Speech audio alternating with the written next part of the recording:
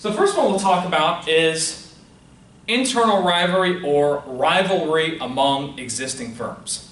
Now there are different factors that would have a positive impact on rivalry among existing firms, or in other words, mean that there would be more rivalry among existing firms, and other factors that would have a negative impact among a negative impact on the rivalry of existing firms. So if you said that there was a positive impact on the rivalry of existing firms, then you would say that the rivalry among existing firms is more intense and you may not want to enter that industry.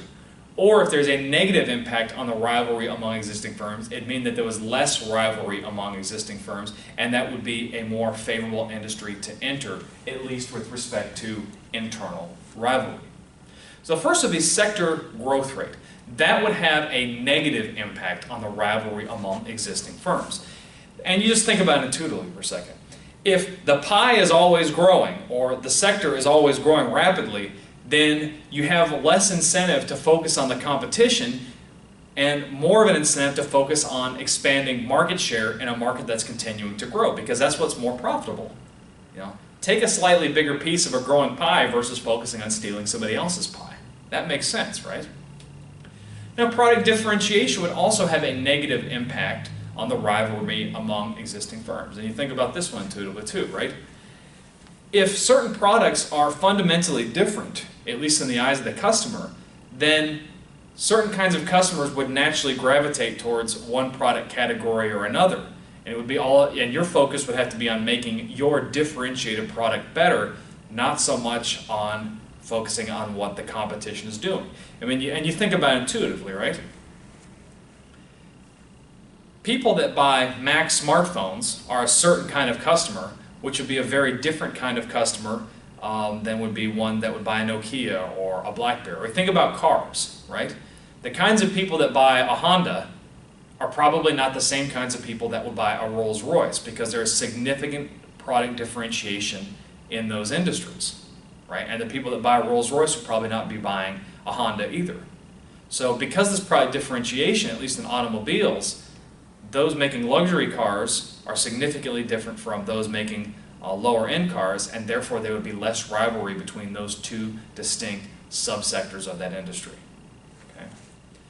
Now, the number and size of the competitors can kind of go either way. You can look at huge numbers of very small competitors would give you a very different industrial dynamic of a very small number of very large competitors. So the number and sizing of competitors could actually increase industrial rivalry or decrease it. You just have to look at the industry to make that decision. Now, if there's any excess capacity, that would increase rivalry among firms. Now, what I mean by excess capacity is the idea that you've got like a lot of leftover inventory, or a lot of like seats on an airplane that are unsold, or a lot of people sitting around not doing the services that they're paid to do because there's no customers.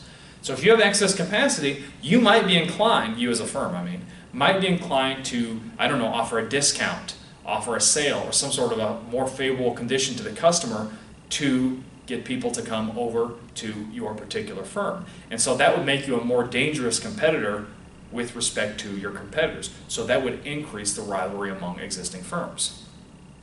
Okay. Furthermore, if you're thinking about entering an industry and you see that the existing firms have a huge degree of excess capacity, that might be a signal that you should not enter that firm. Think about, that you should not enter that industry. Think about airlines, right? There's always that excess capacity of airline seats that they're trying to avoid.